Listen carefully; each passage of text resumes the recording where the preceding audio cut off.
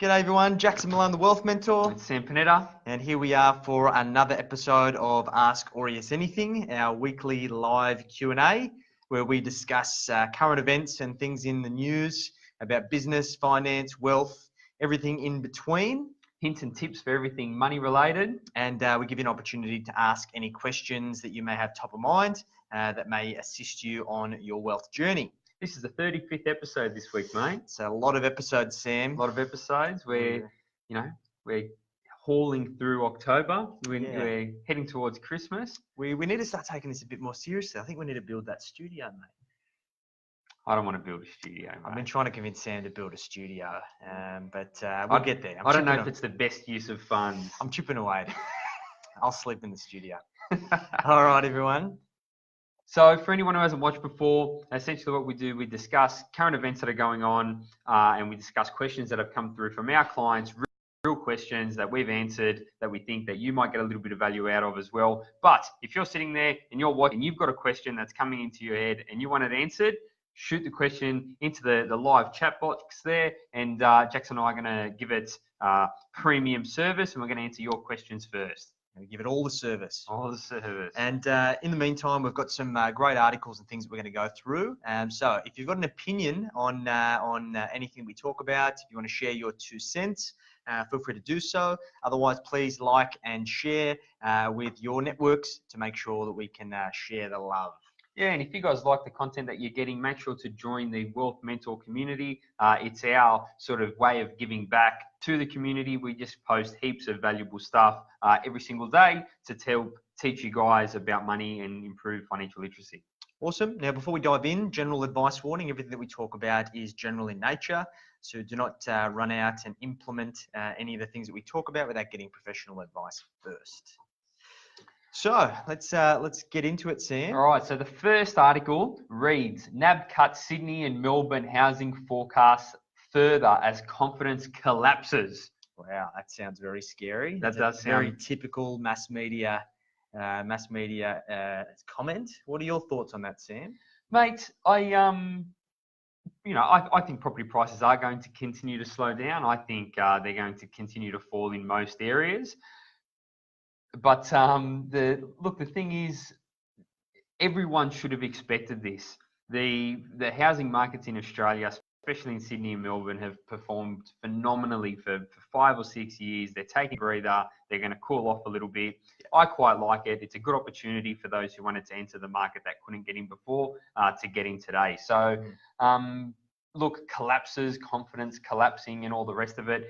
I don't know if that's true, mate. I'm still getting monstrous amounts of inquiries from people who want to invest in property, who want to buy their first home, who want to upgrade. So I think in real life, I think a lot of people still want to buy property. I agree. But there's certain conditions that have caused property prices to fall, all part of the natural cycle. I'm not scared of any confidence collapse here. No, look, this is the media loving to jump onto this kind of stuff. This is also the fuel on the fire is that there's these foreign experts who come from America and other parts of the world who apply their fundamental understanding that is typically applies to their particular country or where they're from and try to use exactly the same methodology when it comes to Australia. And it's just a very different beast. Absolutely. So we caught up with one of our property partners today, Will Hosking from PMC Property Research.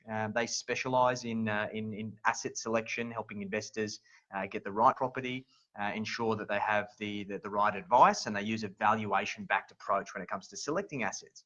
And Will's professional opinion was that he does believe the market is going through a softening. He believes that it's likely going to come off another couple of percent, and it's going to sit flat and trend sideways for the next 5 years or so. Happened from 03, 04 to about 07, 08. So it's just history repeating itself. Here's the thing. So, CoreLogic, RP Data, right? The guys who gather all the statistics around property. So no opinion, pure statistics. So they produced an infographic today that I shared onto the Wealth Mentor community and essentially showed that the smaller cities like Adelaide and Canberra and Hobart are actually doing relatively well. Small, incremental increases, but still going up. Whereas your big cities like Sydney and Melbourne are struggling. Brisbane was actually doing not too bad.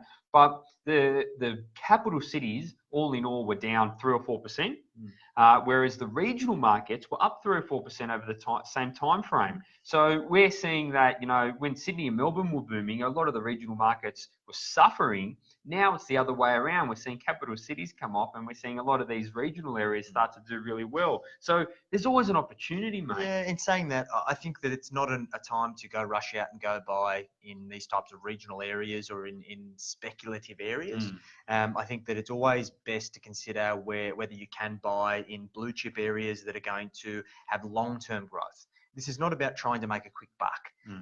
You very may well buy a property and it may go up 10 or 20% in 1 year, but this is a long-term game. If you've got a growth assets, shares, property, small business, it's a long-term play.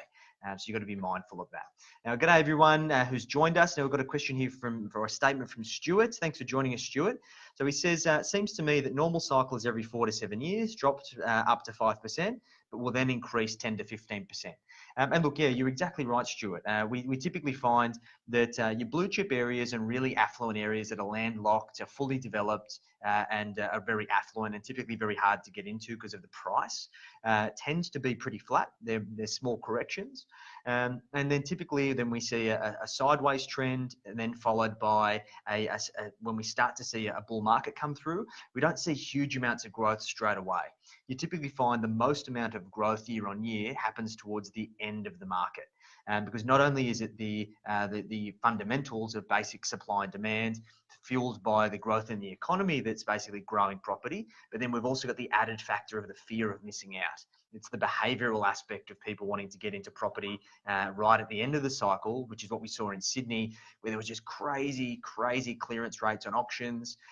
You were seeing people fighting tooth and nail to get a property, paying ridiculous amounts of money over, and unfortunately making extremely emotional decisions. And the importance of this is that as an individual, whenever we're investing, we need to keep emotion out of it. The emotion should be in the destination, not the vehicle itself. So this is why I really sincerely advocate that irrespective of what the market's doing, up, down, sideways, use a professional who can keep composure and be objective when it comes to selecting the right assets. Because as Sam said, there's always opportunities out there, but you might have your judgment clouded by all of the stuff that you're bombarded with every day in the media. So it's really important. And it's even harder again for the owner-occupiers. Oh, so yeah. We're talking about investors there, but for the homeowners, it's one of these things that if the market's going down or if the market is really frothy, if you want to buy your own home, it's even more convoluted 100%. With emotion. So it becomes an even harder decision. But I think, let's say Sydney's come off 10%, right? Yeah. Before it came off 10%, it got into that frothy phase and it probably went up 10% in 12 months. So really all it's done is eradicated that, you know, it's back to where it was in 2016. So it's not like it's collapsed to back what it was in 1952. But it's, even I think, you know, let's say that you guys, you know, someone has bought a property over the past 12 or 24 months and you have seen the value of your property come off. I don't think it's the end of the world. I think property is a long-term play. If you look at it in 10 years' time, your property is probably still going to be worth more in 10 years' time than it is today. And that's, I think, the attitude you should sort of be taking 100%. When you're investing in risk assets like property and shares. Yeah, exactly right. So it's just about making sure that you're making the right decisions. So I think it's important. The summary of all of this, don't listen too much to the media. Their agenda is to sell papers, to sell advertisement. The more people that click on this clickbait, fear-mongering, the more money they make. So just take it with a grain of salt. And here's the thing, right? So NAB have cut their forecast here. Now, NAB are reducing their exposure to some suburbs. They're saying that some suburbs are going to heavily underperform because of fundamentals, because of oversupply issues, and they're reducing the amount that they lend into these suburbs or properties that are in these suburbs. However, they're still very, very happy to lend money on a majority of Australia. Exactly. So that's sort of their bet. That's the house bet. So if that's their bet, what's everyone else's? 100%. And look, we're talking about relatively small numbers here. Like they're predicting a 3% decline. That doesn't that doesn't sound like a collapse to me, does it, Sam? No, that doesn't inspire fear. Like that's not going to keep me awake at night. No. I don't. Stamp duty's 4.5%. So you're down 4.5% before the property price moves. I'm not cowering in a corner over 3%. So just read past the headline, I'd say.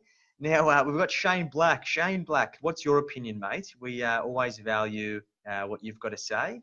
Your commentary is what I look forward to the most in life. It is. It's important to note that Shane Black is here, guys. That's important to note. So anyone who's we've got watching, some comments. please factor that in, that Shane Black is here and watching with us. How many comments have we got? All right, so we've got there's a bit going on down here. Salvatore Michelli, the media. He didn't hold back there. He doesn't hold back at all. He didn't hold back. Peter Arcuri's here. Hello, Peter. Renzo's here. G'day, Renzo. And we've got Nonna Panetta. Nonna Lena. Hello, Nonna. Hello.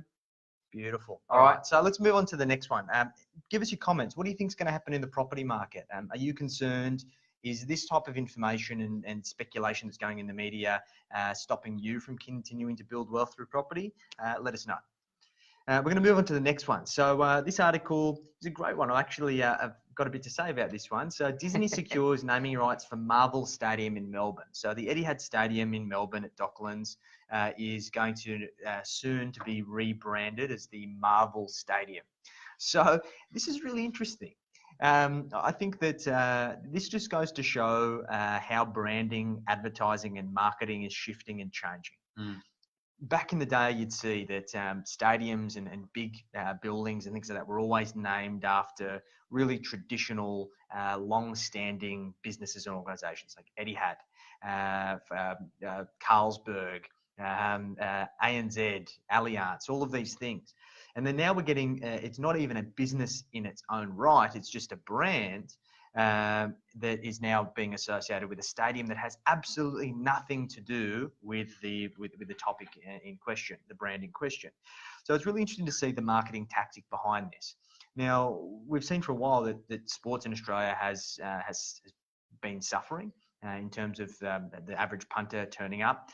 So this seems to me a ploy in order to capture the younger audience, right, Sam? Absolutely. And when I first looked at it, and Reedy, our new client success manager, who was putting this all together for us, thank you, Reedy. She does a much better job than we do, by the way. Phenomenally better job. Much better job. Woman's touch. So I asked her, Reedy, is this a theme park? And she said, no, it's a stadium. And I thought about it, what the hell? But then when I had a bit of a moment to ponder, I think this is a great strategy. So it's about brand association. By being able to associate a brand that is really the peak of popular culture with essentially an industry and the sporting industry as a whole, which is suffering, then by association, it should have a pretty significant effect, I'd say, in viewership and in turn-up rates to the games. So I think that's awesome. But they're just selling marketing space. Well, it's a great idea. Do you know what I mean? It's no different to, when they talk about it, they're going to call it Marvel Stadium. It's no different to a magazine selling a page in one of their magazines. 100%. But I think this is really interesting because I guess Marvel, as we all know, is originally the comics. Was acquired by Walt Disney Company, and obviously they've produced all of these movies, which have been fantastic. Although they produce so many of them. It's basically what's the next Marvel movie that we can get out there. However, if you haven't watched Venom, great movie, check it out.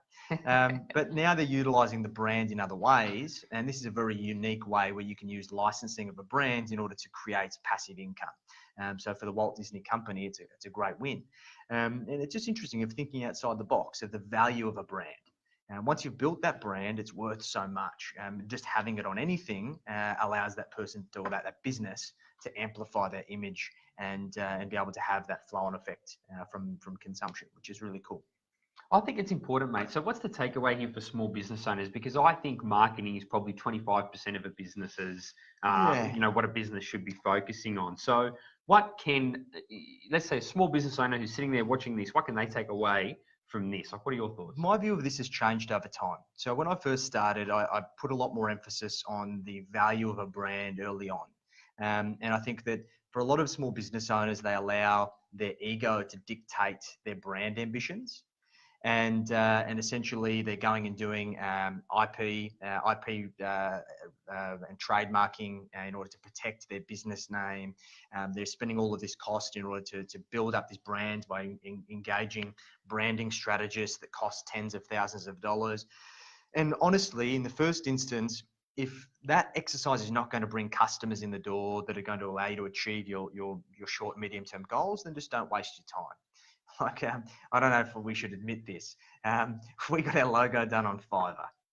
Like, honestly, It's the best logo ever. it cost us about $250. Have a look at that logo. It completely makes sense. It ties in with the name. It's perfect. Exactly right. Now, it's one of those things that over time it's evolved. Now, I think branding, as you mature as a business, you continue to craft your value proposition, you get to a point of abundance where you can afford to start turning away customers and just focus on what you do best. Branding is really, really important. But there should be a line item on your P&L and on your budget that you're allocating to branding and marketing, that you essentially are making an informed decision about how much you spend on these things. So I've seen far too many businesses blow way too much cash on branding when it doesn't do absolutely anything for their bottom line or the dollars in the bank account. So very, very important.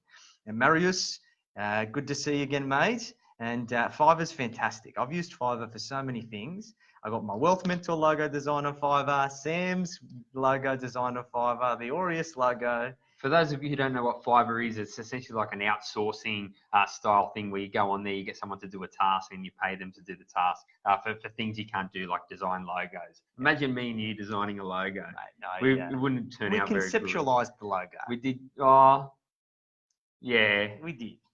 Yeah, we did. We conceptualized the logo. Lightly. Look, I think it's important, and it ties into another thing as well. So there was a bit of talk over the past couple of weeks about using the Opera House for marketing, about putting horse racing on there or something like that.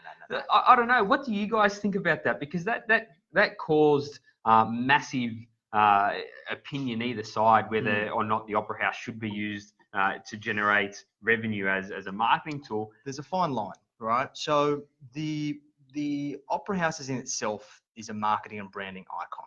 It is what is it? What's constructed for? It was constructed in such a way to have a memorable landmark in Sydney that we could be proud of, that tourists would want to come see, that you could put on a postcard.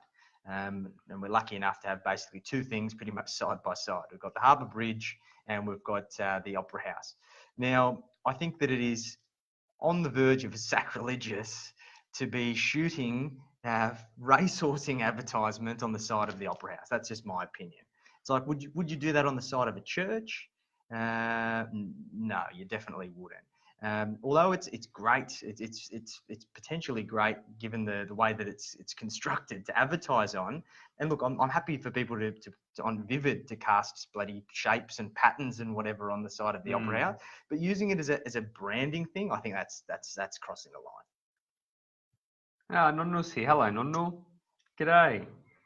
All right. Look, I think if you're a business owner, marketing is really important. All right. And this just goes to show that there's so many different avenues to market your business, but I think you do need to allocate a certain amount of your budget to continue to market your business. Look at companies like Coca-Cola and McDonald's. The only reason that they continue to turn over so much revenue is because every single year they up the amount of marketing spend. So they're constantly in your face. And I think every business should be doing that. Every month that we've been in business, we've upped our marketing spend, and we expect to continue to do so because more marketing means more opportunity, and more opportunity means more work means more dollars in the bank. So it's one of these things that you need to really start from the top, and Marvel is starting from the top by advertising on a stadium, and Jackson's going to allow the horse racing community to advertise elsewhere, not on maybe on the Harbour Bridge. Nah. You take your horse racing somewhere else. All right. Let us know what you guys think. Share your thoughts. So, Marius, Grandpa Joe told me at my Sunday barbecue last week that his home mortgage was only $100K. How my times have changed. Good on you, Sal. So, yes. Sal, it's an inside joke. I don't think people will understand. Marius has been helping us with some marketing, and this is one of the great questions that Marius had in a marketing quiz that he put together. And so he did a phenomenal job, and Sal's taken the mickey. So good on you, Sal. All right. So let us, if you guys have any questions, or have any thoughts, make sure you let us know. Chuck them there in the comments. All right. Next article that popped up this week that was really popular is Samsung family's unusual $5.6 billion tax strategy back in the spotlight. Now, I'm not going to get too much into what they've done and what the strategy is. Jackson's probably going to talk about that. He loves that sort of stuff. I'm not going to get into it too much. But here's what you have to understand, right? A way that about the system works. So the entire tax system in business and money and all of that was created by the rich for the rich. All right. So it's complex, it's convoluted, and it's complicated. But they do that in a way so the rich created their own rules so they can continue to maximize the amount of money that they earn and the amount of money that they keep. So when you hear about all these sort of tax loopholes and all these different structures and things like that that are being used, it's because they exist to benefit the rich because they're the ones who made the rules. And that's not a very popular thing with a lot of people, but that's the reality. That's how it actually is. So I don't know. What are your thoughts on what Samsung have done here? Yeah, so getting to the summary of it all, there's about $5.6 billion in their tax strategy. And what they've basically done is held cash in their employees' names for the purposes of minimizing tax. So they've gone further than sticking it under the mattress. They've basically put it in employees' names, probably threatened their lives if they run off, and ensured that they were actually going to get their money back. Now, the thing about this is that tax is a consequence of making money. And ultimately, but once you get to a point where you're making as much money as Samsung is making, then it gets to a point where you're paying so much in tax that even small incremental changes in your tax strategy can mean millions or hundreds of dollars in some cases. Now, a lot of these big businesses will do absolutely anything to minimize their tax. And there's another story we'll talk about shortly.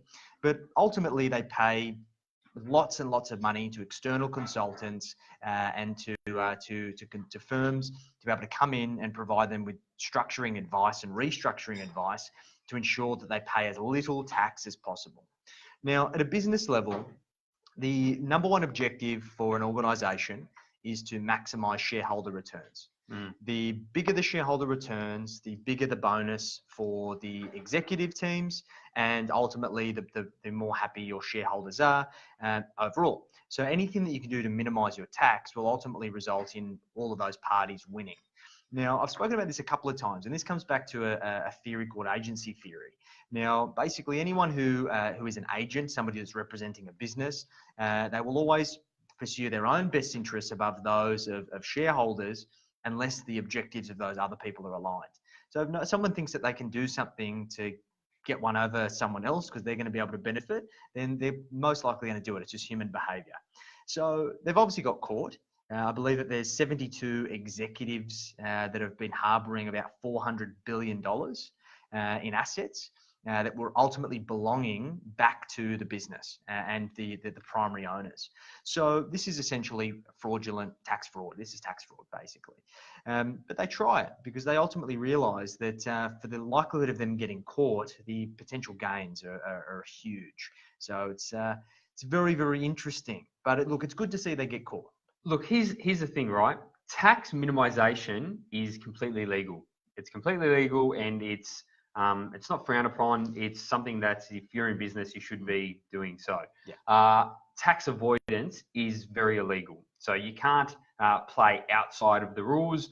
You can't even bend the rules. But whatever you can do within tax legislation that is above board, then most business people, most companies are doing it. Yeah. So it's a grey line. And 100%. Maurice has asked us a question here in relation to tax. He said, what are your tips for someone in the first year of business to not give as much away to the wonderful tax man? Maurice, I'm going to give you the answer that you need and not the answer that you want. So you should be aiming to pay as much tax as possible. All right. You should be maximizing your profits, maximizing your revenue, minimizing your expenses, and showing as much profits in your business as you can. And the reason for that's not this year and it's not next year. But if you start using those profits and you start using all that revenue to accumulate assets, such as property, where you need the bank's money to buy, where you need to show the bank, your profits to get the lending, then you're going to do phenomenally better in 5 or 10 years by accumulating growth assets with other people's money than you are trying to minimize 5 or 10 grand a year on your tax. So your first year in business, mate, pay as much tax as you can, put as much profits as you can in your pocket, and continue to do that until you own all the assets that you need to own. And then you can look at minimizing your tax. Here's the thing, Marius. So I'm a registered tax advisor. I spend a lot of time in this space for small business clients. As Sam said, tax is a consequence of making money. So it is important that you make money if you want to go and grow not only your business, but your personal wealth, so you don't have to work so hard.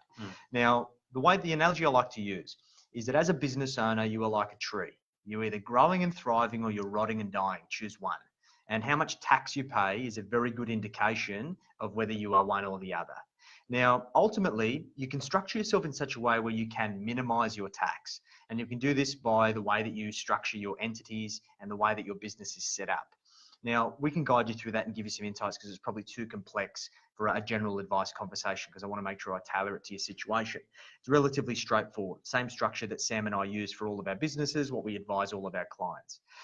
It's about trying to optimize your tax position, but be forward thinking, be proactive instead of reactive. So for example, if you say, hey, Jackson and Sam, I want to buy my home or I want to buy an investment property in the next 12 months. We then say, okay, Marius, so basically in order for you to do that, you need to show this much profit, pay yourself this much income in order to be able to borrow the money to buy that property. Now, by doing so, that's not only going to allow you to save the deposit, but it's also going to allow you to finance the loan and show just the minimum amount of income that you need to in order to get that across the line. We don't need to show anything other than that.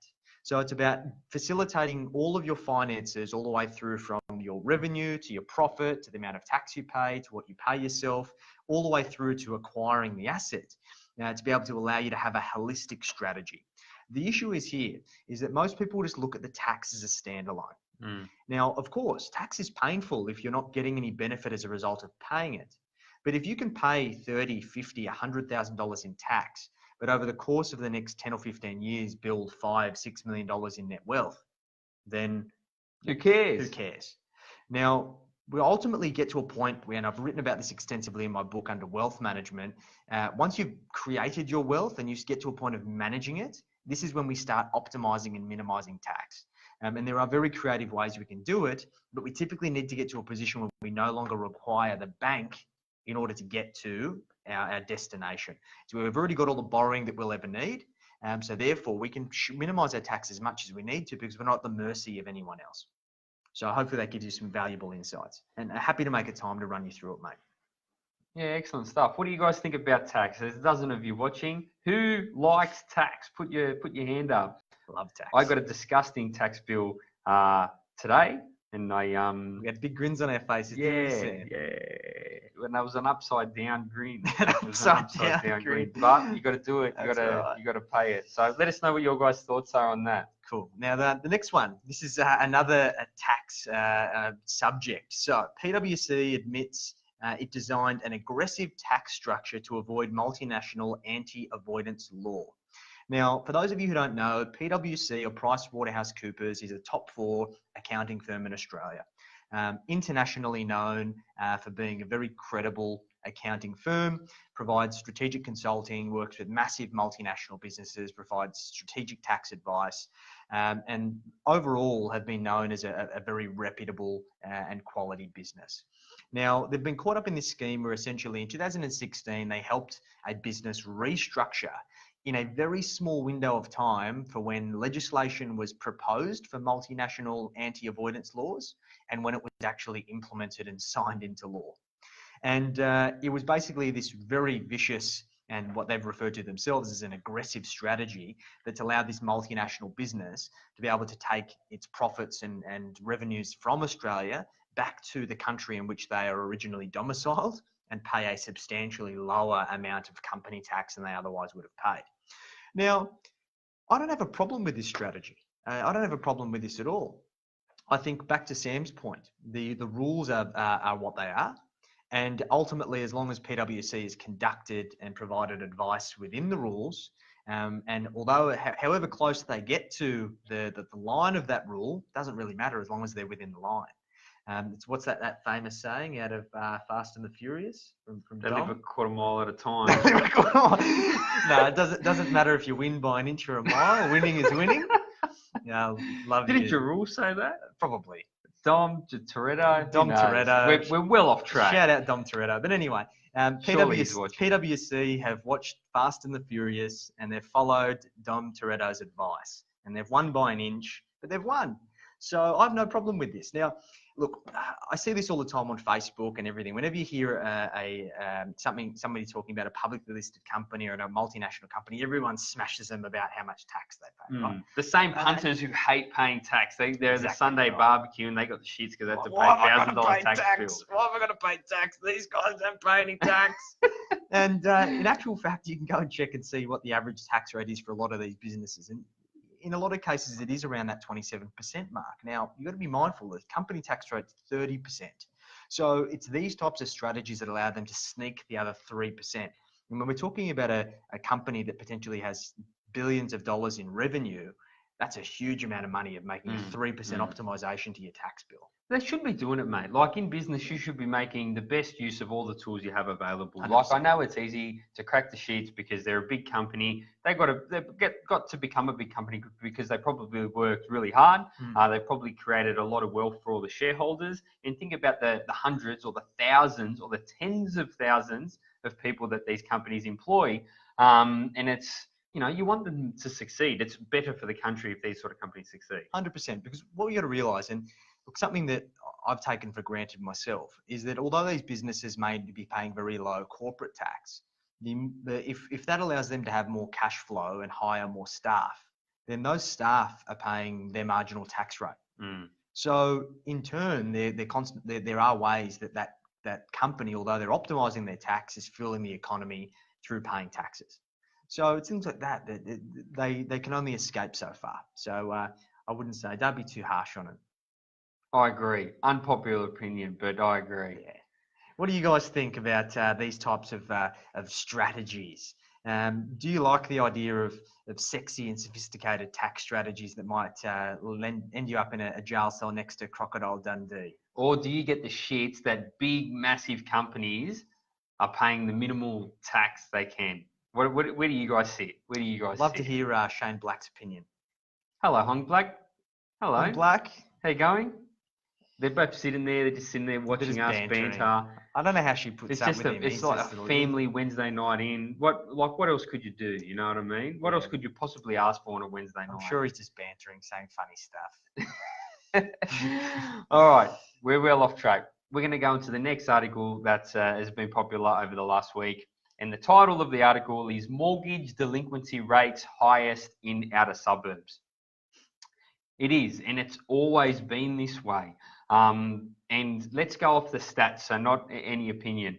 So as you get towards the inner suburbs of a big city like Sydney, the incomes rise considerably. And as you approach the outskirts of a city, the incomes diminish. Your average income diminishes the further out in the city that you go. And so what you're also seeing is that further closer to the city you go, the more properties that have no mortgage on them or a mortgage relatively small compared to the value of the property and the value of the income of that household. And as you go out into the outer suburbs, you're seeing newer estates, younger families with lower incomes, larger mortgages and more properties having a mortgage. You've got to think if someone builds a brand new estate, 90+% of the properties in that estate are going to have finance on them. Where if you look at an established suburb like Narrowena, for example, on the northern beaches, most of the properties there don't have a mortgage on them because the people who bought them were 50, 60, 40 years ago. They've paid those mortgages off. So what happens is when you get mortgage stress, you get it in the outer suburbs first because statistically speaking, more properties are mortgaged and the incomes are lower. So I don't think that this is an attack on anyone. I think that this is just the stats working, and that's what they say, and that's what it does. I mean, there's a few other factors as well. Some of the important parts here is that majority of the mortgages with high delinquency are non-bank mortgage-backed securities. So we're talking about second, third tier lenders, specialist lenders. Who are lending to non-prime mortgage holders. And they're also lending at higher than normal loan to value ratios as well. Probably higher interest rates too. With very high interest rates. For people who are potentially in a lower socioeconomic situation, they're trying just to push to get a foot on the property ladder, not really understanding what they're getting themselves into, their ability to afford it. So I think this comes down to wealth education as well. I really think that there needs to be more to educate people before they get into a property themselves. And there needs to be more that's done to help educate people that once they've got the debt, how are they actually going to get out of it? Absolutely. And I think this is just unfortunate because these are the people who are in probably the worst financial position that are the ones that are getting the rough end of the bargain. They're ultimately suffering the most. And look, I think it was interesting through a lot of these media articles and things that they've been releasing around this whole property bubble, that all the people that they've interviewed are lower socioeconomic individuals in the outskirts who are just basically saying that they just can't afford to keep their head afloat. Now, with interest rates at historical lows, like interest rates, although there's been a couple of out-of-cycle rate increases, it's still very low, mate. It's still it's extremely still very, low. very low. So it's one of those things that they shouldn't have got the mortgage in the first place. Am I right? And I think maybe today, if they were to take out the mortgage, they wouldn't have got it. Got it. Like the rules over the past 12 or 18 months, people could probably borrow today 30 or 40% less than they could a couple of years ago. And that's probably what they should be borrowing. Do you know what I mean? I agree. And, banks are a lot stricter. I don't mind it. They're itemised budgets and things like that. It's more work and less borrowers get the money that they want. But it's for the long term of the country and for the individuals, it's a better result. And 100%. Here's the thing, right? These mortgage delinquency rates, whilst higher in the outer suburbs, are still very, very low in Australia. They're super low. And the quality of lending in Australia for 99% of borrowers is really, really high. And the thing is, when you compare, let's say, 1% of borrowers or 0.5% or 0.1%, whatever it is in Australia that are under mortgage stress, in America, we're talking like 30 or 40% at some stage were non-prime borrowers. So these are people who, if they played by the normal rules, the bank wouldn't lend them money, but they managed to get the money from somewhere else. Now, that is just a non-existent sector in Australia. It's not even real. So when they talk about, Australia doing what America does, there's no way. The rules and the structure of it are just too different. No, can't compare.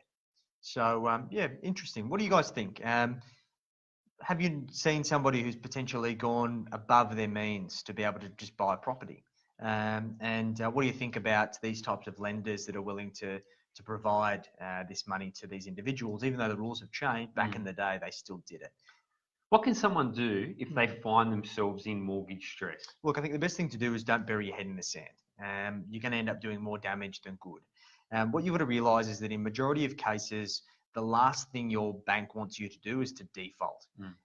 Because even though they can take back your security, there are substantial legal costs, sale costs, transactional costs associated with them doing so.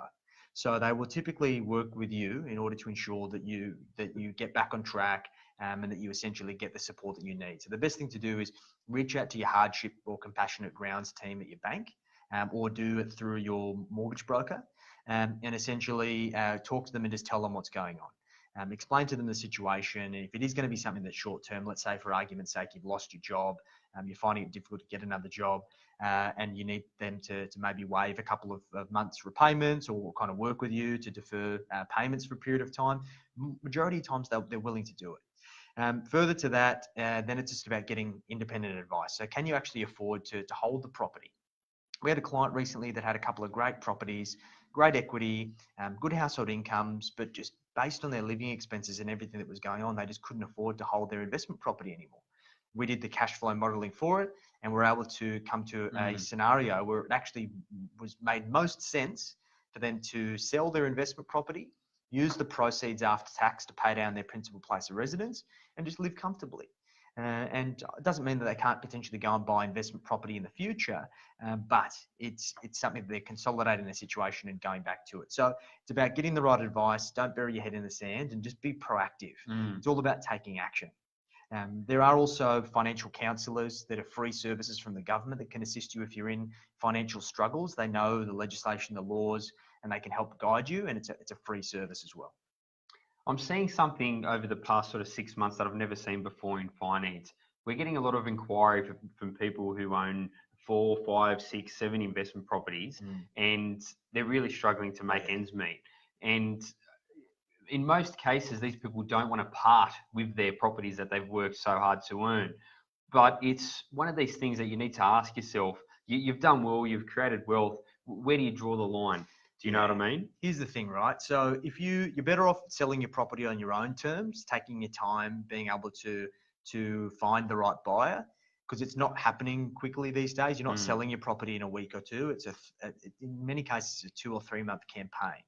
And we're even seeing clients getting frustrated with the process. Like, why is it taking so long? No, this is how long it's supposed to take. Yeah, this is normal conditions. As opposed to you finding yourself in mortgage stress, you defaulting on your loan, the bank taking the property off you, fire selling it, and potentially giving you a fraction of what it's really worth if you get anything back at all.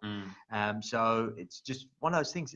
You've got to realize by selling a property, although you've got to consider the tax and the sale costs, you are consolidating your situation. So after those costs, you are still holding a net asset. You essentially, in many cases, have the ability to consolidate your situation, reduce your overall debt position, and then essentially just wait until the time is right to push forward again. It's a bit of critical thinking, eh? Yeah, you have to. Taking a step back and trying not to think emotionally, which is really hard.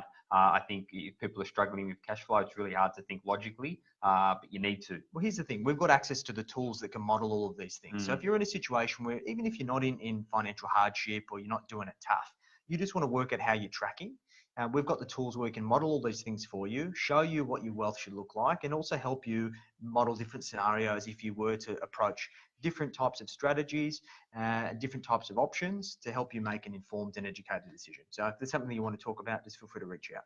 Absolutely. All right, so those are our articles. We've got some questions. So question number 1. I've been considering the option to pool my assets with my children in order to buy the house that we want. Is this a wise choice? Look, I think we've got to look at this from two sides. There's the quantitative aspect of, is it actually going to be make financial sense? And there's the qualitative aspect. And I think the one that concerns me the most is the qualitative aspect of the risks associated with having to deal with everyone in your family in order to make sure that everyone's happy and that we have some type of exit strategy if you do push forward. Personally, I wouldn't. If you want to help out your kids, then there are better ways to do it by way of family guarantees and all those types of things. I just think that it's a lot of risk and a lot of different goals and objectives that need to be managed that ultimately, in my experience, has led to more trouble than good. Yeah, and that's the thing, it's always the qualitative aspect that's hard. So when you're talking about money, the logical stuff is easy. Punch it into Excel spreadsheets, calculators, all these systems that we got, that's easy. But the emotional, the qualitative aspect is hard, especially if you're talking about 3 or 4 family members. I can guarantee you that their time frames and their goals are all going to be very different. How do you get someone like that all on the same page? It's going to be very difficult. It is tough. It can work, but you've just got to make sure you've got the right plan in place, the right agreements, and you have the hard conversations up front. Because many people just go, everything's going to be fine. Let's just all do these things together. And they haven't taken the time to define the rule book. And then everything goes to the dogs and there's a big blow up and it's never nice. So just try and avoid those types of situations, I'd say. Absolutely. All right, next is a question I got today, actually.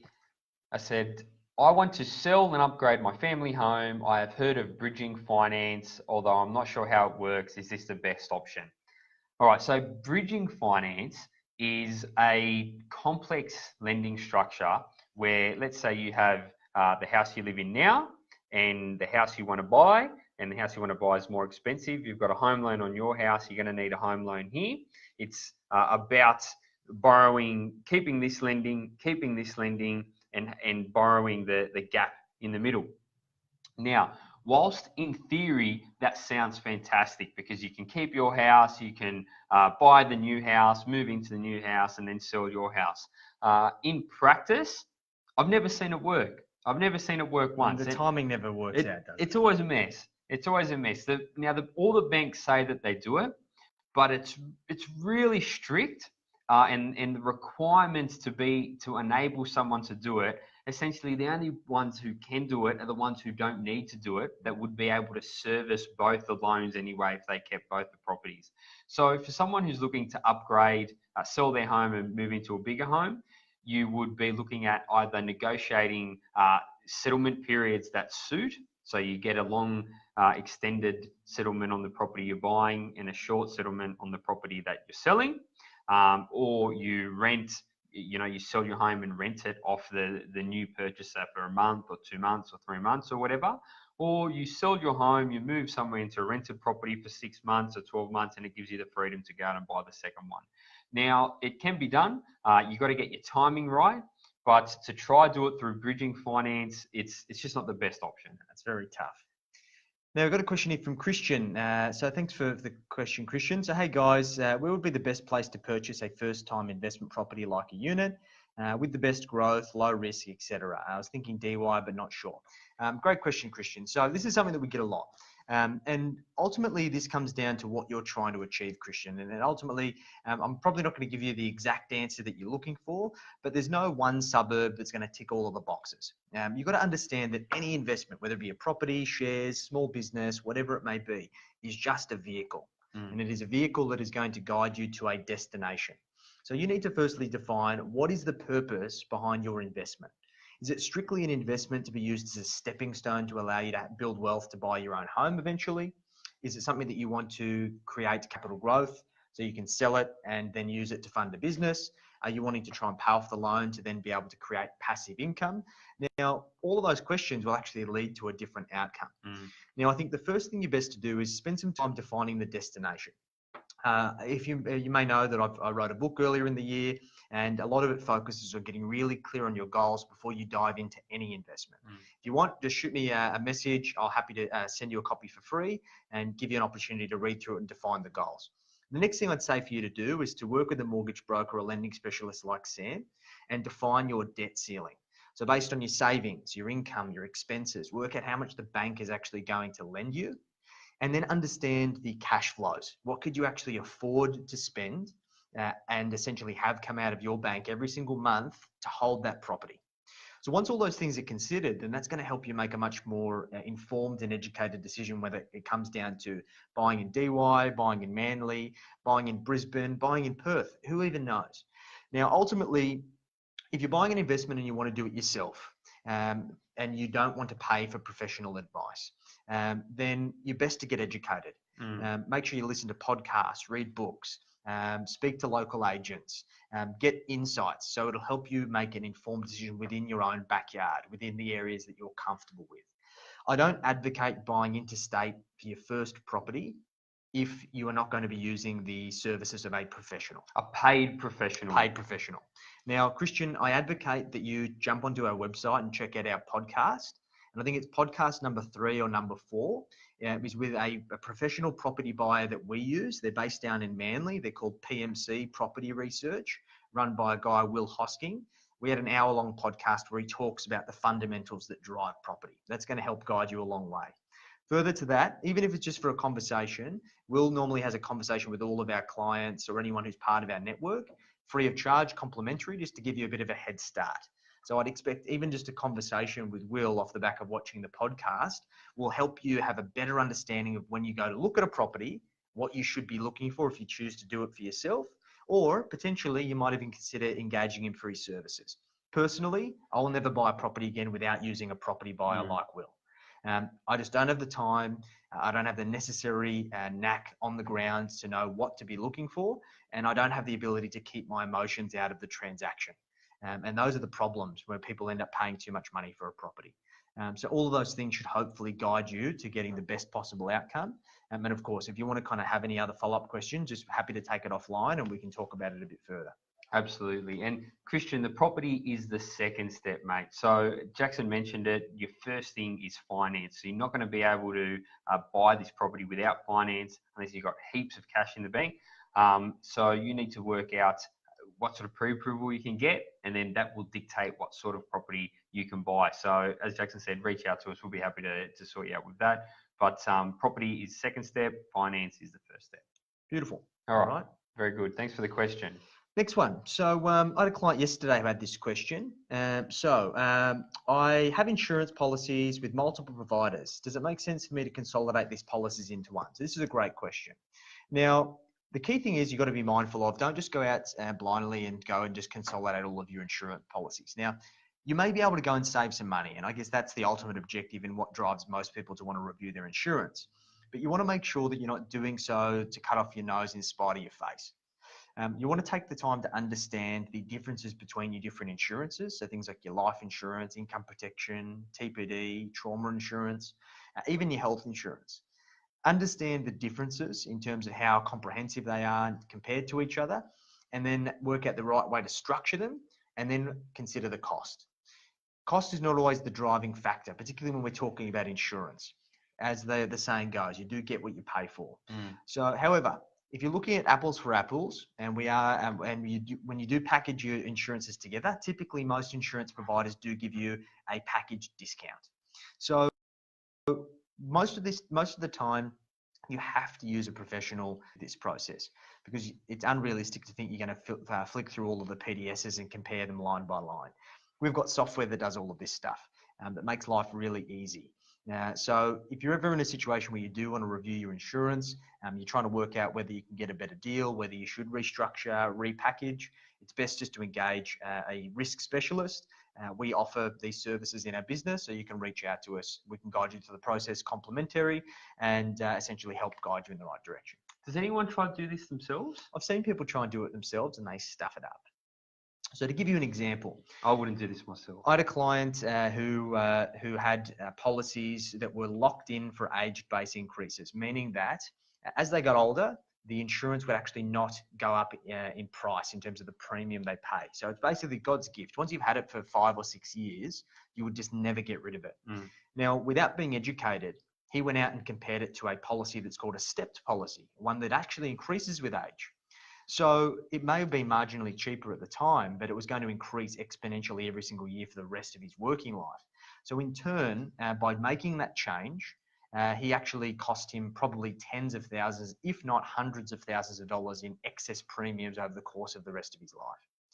Because he made the decision without getting guided, and essentially spoke to us afterwards, and the policy had lapsed for a substantial amount of time, there was nothing that could be done to reinstate the old policy. So he basically just made an extremely costly mistake. So it's one of those things that it's best to get the right advice. Absolutely. All right, next question we got this week is, I'm seeing a lot of off-the-plan properties for sale. Should purchasing one, and what are the benefits? So off-the-plan properties have the pros and cons. So in a market that's booming, if you're buying an off-the-plan property, essentially you can take the upside of that property. So if you buy it in, an off-the-plan in 2014 in Sydney, and you settled it in 2016, you probably would have made some money on it. However, if you had an established property that you bought in the same time frame, you still would have made the same amount of money on it. So it's not really a great win for off the plan. Probably the biggest benefit is that the properties are brand new, less maintenance on a brand new property, and you are going to get depreciation benefits, and you're going to get tax benefits. The risk with off the plan properties, developer could go belly up, builder could go belly up.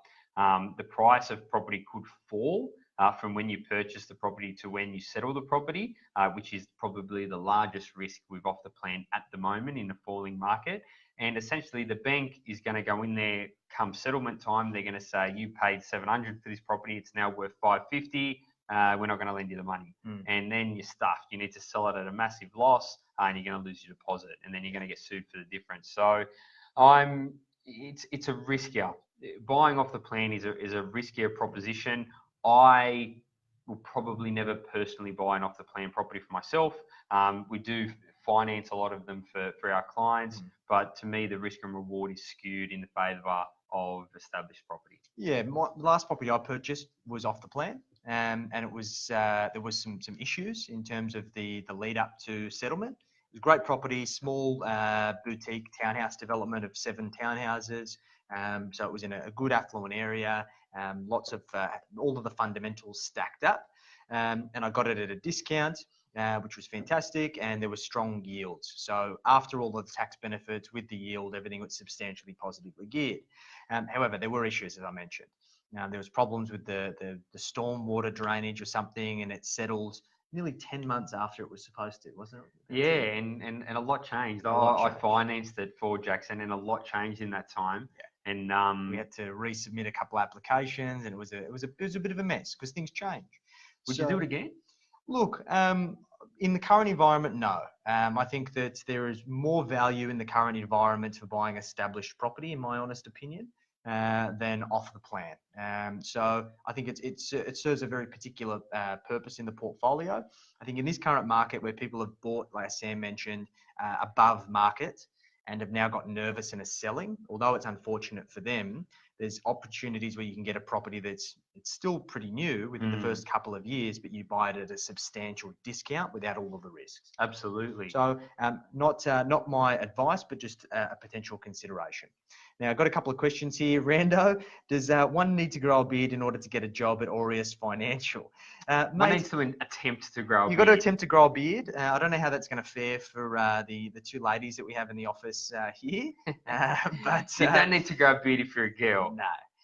But mate, I think from an aesthetic perspective, you might not fit in as much if you don't have a beard here at Aureus. So I think the peer pressure gets to most of the staff. We've got some of the Filipinos, the guys in the Philippines have been trying to grow beards, haven't they? They grow moustaches. They grow good moustaches. Yeah. Young Sal here in the office, he's half Filipino, half Italian, and he's got a little bit of chin hair and a little bit of moustache, and that's. It's the effort. We reward the effort for beard growing. It's all about the effort. Fantastic.